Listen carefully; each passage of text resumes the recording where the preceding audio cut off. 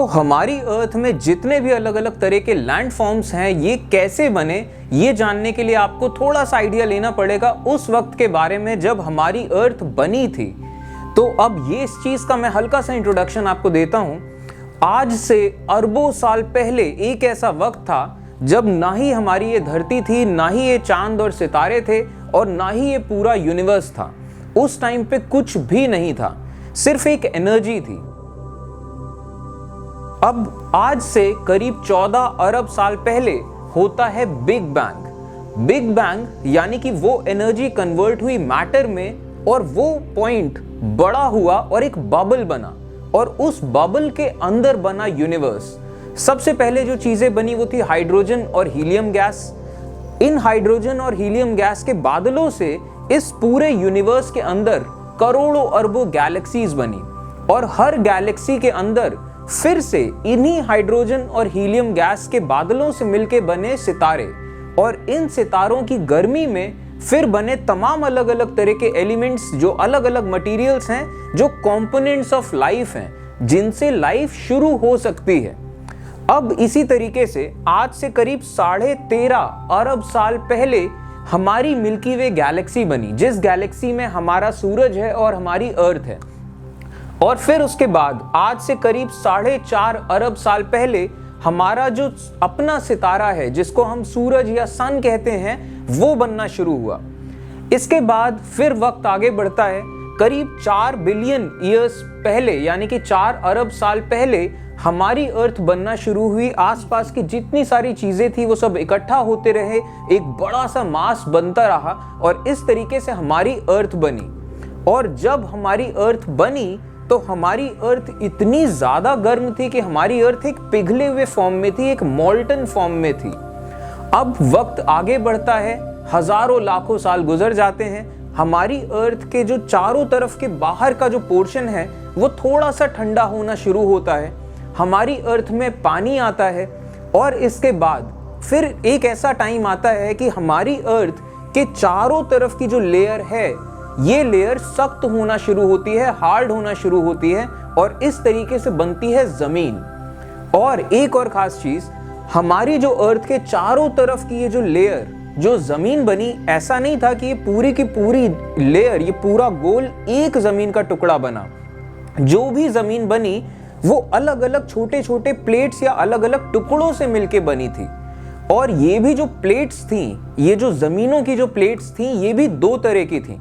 सबसे पहले तो ऐसी प्लेट्स थी जो समंदर के नीचे की जमीन है, जिनको हम ओशियानिक प्लेट्स कहते हैं। और कुछ ऐसी जमीनें थी जिन जमीनों के ऊपर थोड़ी सी ऊंचाई वाली जमीनें थी, जो ठोस जमीनें थी, और उन जमीनों में कॉन्टिनेंट्स बने, जिन्हें हम कहते हैं कॉन्टिनेंटल प्लेट्स। इन कॉन्टिनेंटल प्लेट्स में ही तमाम तरह के कोई कॉन्टिनेंट हैं, जो north America, south America, Africa, India, जितने भी कॉन्टिनेंट्स हमें नजर आते हैं, जितने महाद्वीप हैं, वो इन कॉन्टिनेंटल प्लेट्स में हैं। अब जब कॉन्टिनेंटल प्लेट्स की बात हो रही, तो आपको एक और खास चीज बताता हूं। आज के वक्त में हम जैसी दुनिया देखते हैं कि ये नॉर्थ अमेरिका है, ये साउथ अमेरिका है, ये यूरोप है, ये अफ्रीका है, ये इंडिया है, ये ऑस्ट्रेलिया है, जब हमारी अर्थ बनी थी उस टाइम पे ये दुनिया इस तरह से नजर नहीं आती थी। ये जितने भी अलग अलग कॉन्टिनेंट्स हैं, या फिर जितनी भी कॉन्टिनेंटल प्लेट्स हैं, ये सब एक साथ हुआ करती थी, और एक बहुत बड़ा लैंड मास था। इन लैंड मासेस का नाम दिया गया था पैंजिया या गोंडवाना लैंड। और जिस कॉन्टिनेंटल प्लेट में हमारा देश, हमारा हिंदुस्तान है, ये कॉन्टिनेंटल प्लेट भी इस पैंजिया का हिस्सा थी उस जमाने में। तो आप सोच कर देखिए कि हिंदुस्तान के जस्ट बगल में अफ्रीका था एक तरफ, दूसरी तरफ ऑस्ट्रेलिया था, तीसरी तरफ अंटार्कटिका था। मतलब अफ्रीका, अंटार्कटिका, ऑस्ट्रेलिया एक जमाने में हमारे पड़ोसी थे, और पड़ोसी के हम सब एक ही थे, हम सब एक ही लैंडमास का हिस्सा थे। और उसके बाद फिर वक्त आगे बढ़ता है, हजारों लाखों सालों के दौरान होता यह है कि जितनी भी अलग अलग ये प्लेट्स थी, कॉन्टिनेंटल प्लेट्स, ये एक दूसरे से अलग होना शुरू होती हैं, एक दूसरे से दूर जाना शुरू करती हैं, और फिर शुरू होता है टकराव। कहीं कहीं पे जो लैंड की कॉन्टिनेंटल प्लेट्स हैं, ये आपस में टकराती हैं। कहीं कहीं पे जो लैंड और जो ओशन की प्लेट है, समंदर के नीचे वाली जमीन, वो आपस में टकराती हैं, और इस तरीके से टकराते रहे ये आपस में सारी प्लेट्स, और अलग अलग होते रही ये जितने कॉन्टिनेंटल प्लेट्स हैं, और लाखों सालों के बाद ये दुनिया हमें इस तरीके से नजर आती है कि ये north America, south America, Africa, India, ये सब अलग अलग कॉन्टिनेंट्स हैं। और एक और खास चीज आपको बताता हूं, आज से लाखों सालों के बाद फिर से एक ऐसा वक्त आएगा जब ये सारे अलग अलग कॉन्टिनेंट्स की प्लेट्स वापस से एक साथ हो जाएंगी और फिर से एक बहुत बड़ा कॉन्टिनेंट बनेगा। लेकिन हाँ, ये चीज है कि उस वक्त तक आते आते हम इंसान जिंदा नहीं बचेंगे कि वो देखने के लिए, हम इंसान बहुत पहले ही खत्म हो चुके होंगे। तो अब सवाल उठता है कि जब एक ऐसा वक्त था कि जितने भी तमाम कॉन्टिनेंट्स थे ये सब एक प्लेट का हिस्सा थे, एक बहुत बड़ा कॉन्टिनेंट था, तो ऐसा क्या हुआ कि ये जितने भी कॉन्टिनेंटल प्लेट्स हैं ये सब अलग होते चले गए? तो इसकी वजह ये है कि पहली बात तो ये कि हमारी जो अर्थ है, हमारी अर्थ एक पिघला हुआ स्फेयर है, एक पिघला हुआ गोला है, और इस पिघली हुई चीज के ऊपर सॉलिड प्लेट्स हैं। तो इन सॉलिड प्लेट्स किसी फिक्स चीज से जुड़ी नहीं हैं, इस वजह से तैर सकती हैं, ये फिक्स्ड नहीं है। और दूसरी बात, हमारी अर्थ के अंदर आज भी लावा भरा है, बहुत गर्म लावा, और ये लावा हमारे अर्थ के सबसे इनर पार्ट से ऊपर की तरफ आता है, और जब ये ऊपर आता है तो ये थोड़ा सा ठंडा होना शुरू होता है और ये साइड की तरफ जाता है, और जैसे जैसे लावा थोड़ा सा ठंडा होता है ये वापस से अंदर की तरफ जाता है। तो इस तरीके से हमारी पूरी अर्थ में ये लावा एक सर्कुलर मैनर में घूमता रहता है। इस वजह से जितनी भी प्लेट्स हैं इनमें फोर्स पड़ता है, और इस वजह से प्लेट्स एक दूसरे से अलग होती चली गई। और ये जो प्लेट्स एक दूसरे से अलग होती चली गई, और ये बहुत धीमा प्रोसेस होता है। जितनी तेजी से आपके हाथ के नाखून बढ़ते हैं या जितनी तेजी से आपके बाल बढ़ते हैं, कुछ इतनी ही तेजी से ये कॉन्टिनेंटल प्लेट्स एक दूसरे से अलग हुई, या इतनी ही तेजी से कह लीजिए ये कॉन्टिनेंटल प्लेट्स एक दूसरे से टकराई। अब जब ये जो जमीन की जो प्लेट्स हैं ये आपस में टकराती हैं तो फिर क्या होता है?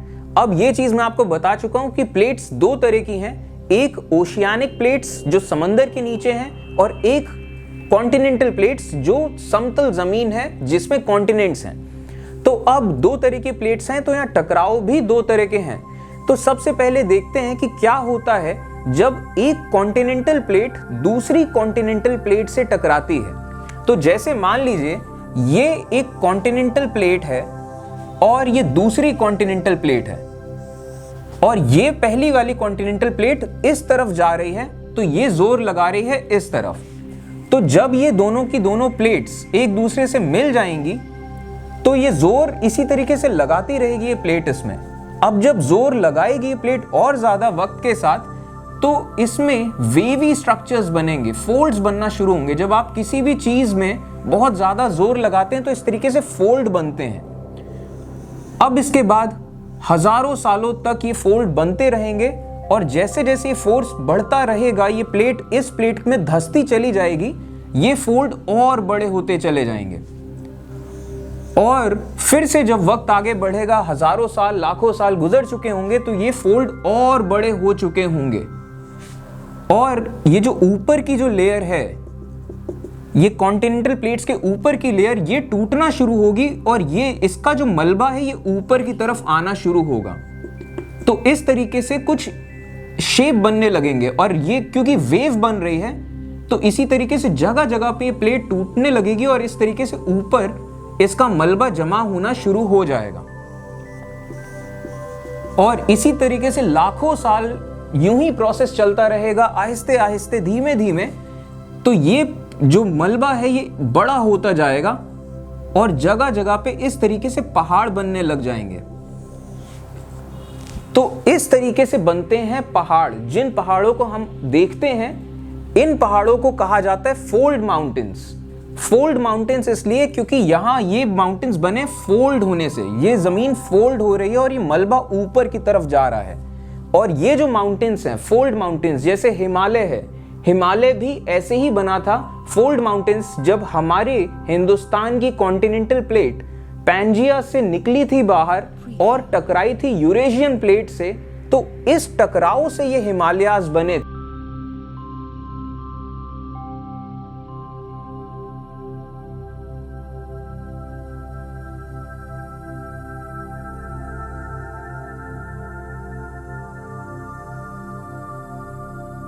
तो हिमालयाज फोल्ड माउंटेन्स हैं। तो इस तरीके से बनते हैं फोल्ड माउंटेन्स। और एक और खास चीज, जब फोल्ड माउंटेन्स बनते हैं तो आप यहां ये नोटिस कर रहे होंगे कि सिर्फ एक साइड से पहाड़ नहीं बनते हैं, कई सारे पहाड़ बनते हैं। और ये तो हम साइड से देख रहे हैं, अगर इसी चीज को हम थोड़ा सा ऊपर से देखें तो हम ये पाएंगे कि पहले एक पहाड़, फिर दूसरा, फिर तीसरा, इस तरीके से पहाड़ की एक लाइन है। इसी के थोड़ा सा दूर पहाड़ों की दूसरी लाइन होगी। इसी तरीके से पहाड़ों से इधर की तरफ फिर कोई और तीसरी लाइन होगी। तो इस तरीके से माउंटेन रेंजेस बनती हैं। जहां जहां फोल्ड बनेगा वहां वहां इस तरीके से पहाड़ बनेगा और रेंजेस बनेगी। इस तरीके से बनते हैं फोल्ड माउंटेन्स।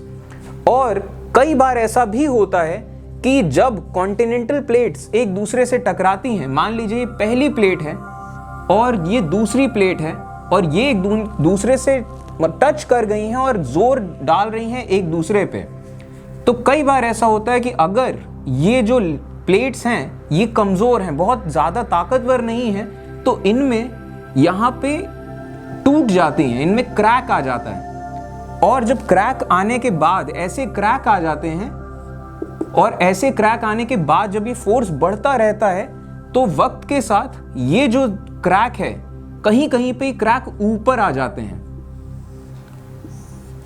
और कहीं कहीं पे ये जो जमीन जो क्रैक हो गई है ये नीचे की तरफ धंस जाती है। तो इस तरीके से कई बार इस तरीके से माउंटेन्स बनते हैं और इस तरीके के माउंटेन्स को कहते हैं ब्लॉक माउंटेन्स, क्योंकि यहाँ पे टेक्टोनिक प्लेट टूट रही है और एक ब्लॉक बन रहा है, जो ब्लॉक एक ऊपर चला गया, एक नीचे चला गया। और इनके टर्म्स क्या हैं, जब हम ब्लॉक माउंटेन्स को डिस्कस करेंगे वहां पे इनके टर्म्स भी आएंगे। तो ये तो होता है जब कॉन्टिनेंटल प्लेट्स एक दूसरे से टकराती हैं, जब फोल्ड बनते हुए पहाड़ बनते हैं तो ये फोल्ड माउंटेन्स। और जब प्लेट्स टूटती हैं और कोई टुकड़ा ऊपर जाता है, कोई टुकड़ा नीचे जाता है, तो इसे कहते हैं ब्लॉक माउंटेन। और अब डिस्कस करते हैं कि क्या होता है जब ओशियानिक प्लेट या जमीन, जो समंदर के नीचे की जमीन है, वो टकराती है कॉन्टिनेंटल प्लेट से।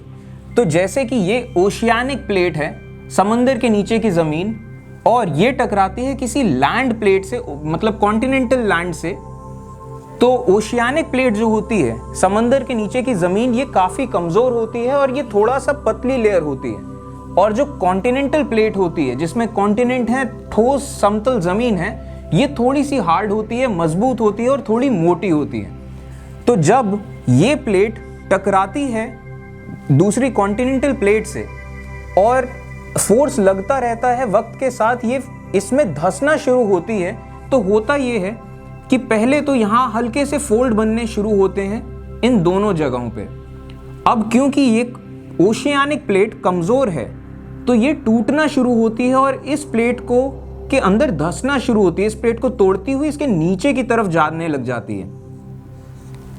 फिर वक्त आगे बढ़ता है, हजारों साल गुजरते हैं और ये प्लेट और ज्यादा इसमें धंसती चली जाती है, इसके नीचे की तरफ जाने लग जाती है। और जब ओशियानिक प्लेट कॉन्टिनेंटल प्लेट में नीचे इतना धंसने लग जाती है तो फिर यहाँ पे प्रेशर डेवलप होता है, और प्रेशर डेवलप होता है तो फिर जो लावा है, जो धरती के अंदर का जो लावा है, वो फोर्स बनाता है और एक प्रेशर के साथ निकलता है बाहर की तरफ। और इस तरीके से जब यहाँ पे फिर एक पहाड़ बनना शुरू होता है और ये लावा निकलता है, एक पहाड़ बन जाता है और ये लावा एक ज्वालामुखी बन के निकलता है।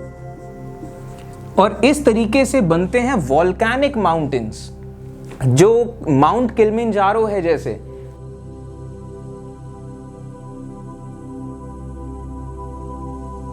और कई बार ये भी होता है कि ये जो ज्वालामुखी हैं, ये ज्वालामुखियों का जो लावा निकलता है, ये लावा आसपास का जैसे प्लेन एरिया है, तो ये लावा जैसे कई सारे ज्वालामुखी बन गए ऐसे इलाकों में, तो इन ज्वालामुखियों से जो लावा निकलता है वो आसपास के एरिया में जमा होता रहता है।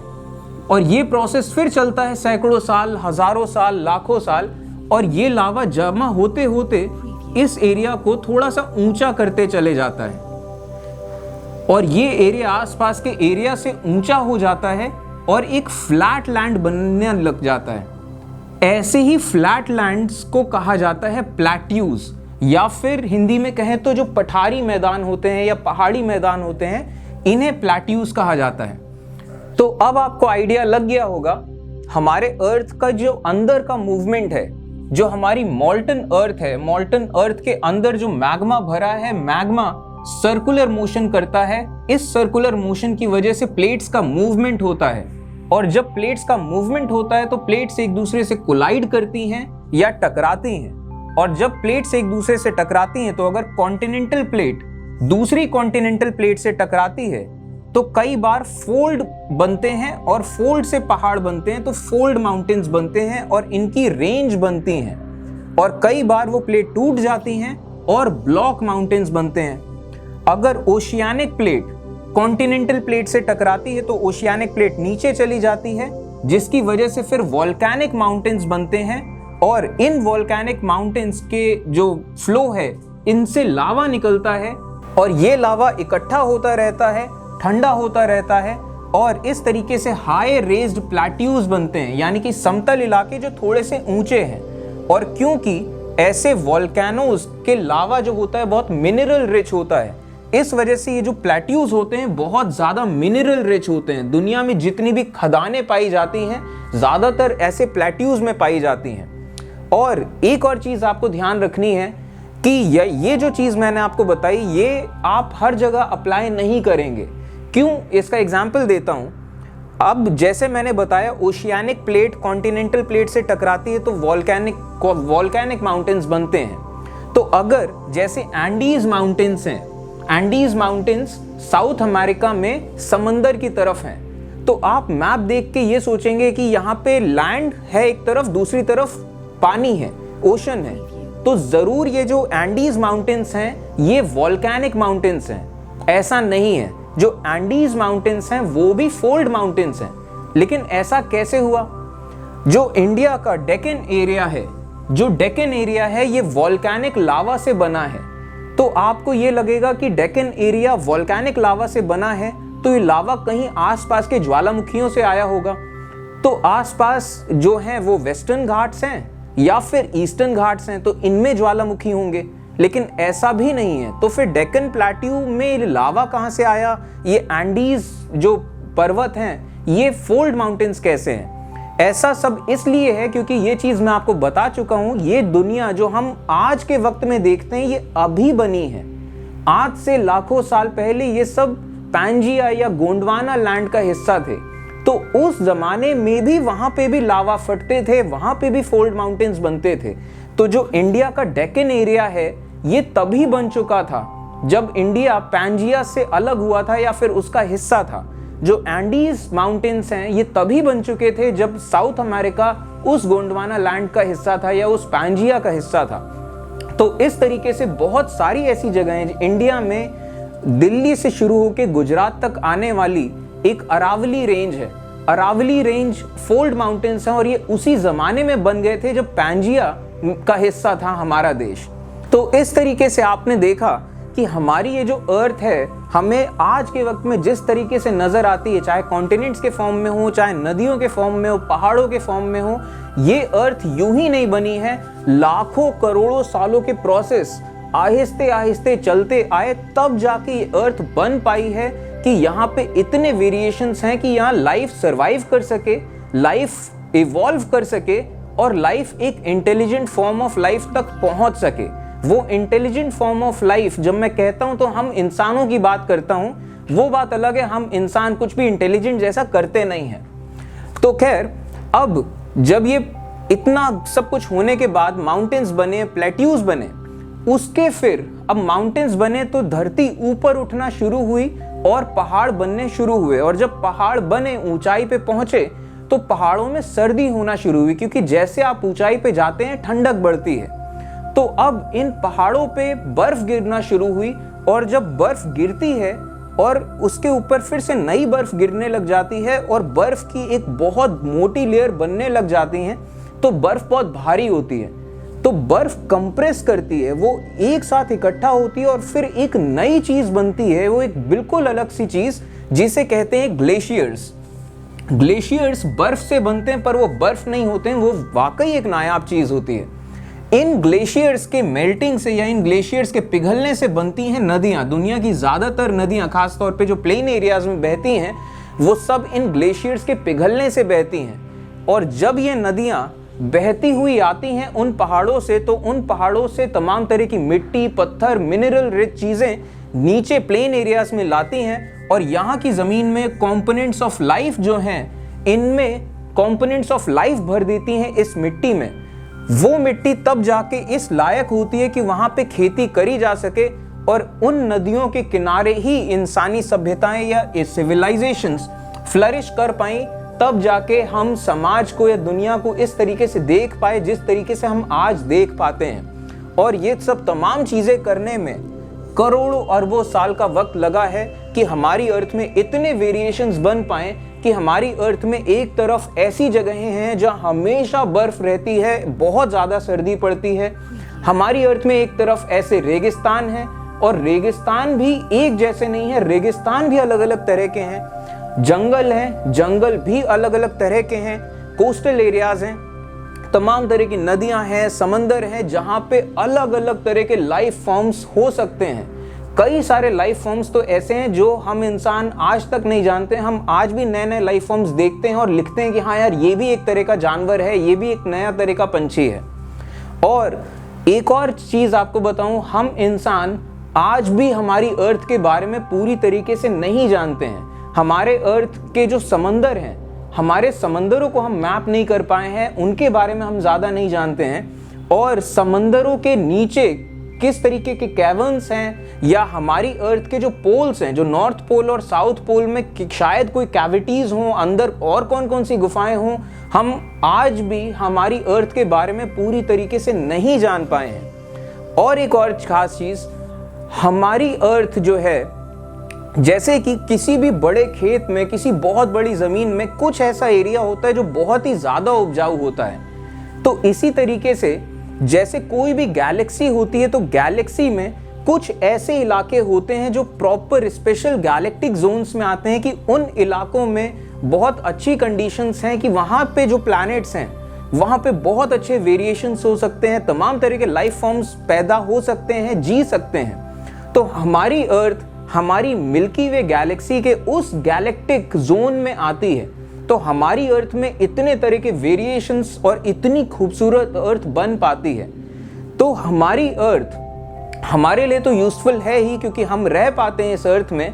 लेकिन हमारी अर्थ में एक और खास चीज़, हमेशा से सैकड़ों सालों से यूएफओज नज़र आते रहे कि किसी और प्लैनेट के या किसी और गैलेक्सी के लोग आते जाते रहे हमारे अर्थ में, और आज भी नज़र आते हैं अलग अलग यूएफओज। तो हम नहीं जानते कि वो जो दूसरे प्लैनेट के लोग हैं या दूसरे गैलेक्सीज के लोग हैं, वो हमारी अर्थ से उनको क्या फ़ायदा मिलता है या हमारी अर्थ से उनको क्या ज़रूरतें उनकी पूरी होती हैं। तो हमारी अर्थ सिर्फ हमारे लिए कीमती नहीं है, हमारी अर्थ ना जाने किन किन लोगों के लिए किस तरीके से यूज़फुल हो सकती हैं, तभी वो लोग यहाँ आते हैं। तो हम इंसान आज भी नहीं जानते हैं, और ख़ास तौर पे हम लोग तो आम आदमी हैं। हम आम आदमियों के लिहाज से तो कुछ भी नहीं जानते हैं। अगर थोड़ी बहुत चीज़ें जानते हो कुछ लोग, तो शायद वो सरकारों में बैठने वाले लोग हों, वो आम लोगों को शायद इस तरीके से बताएंगे नहीं कभी।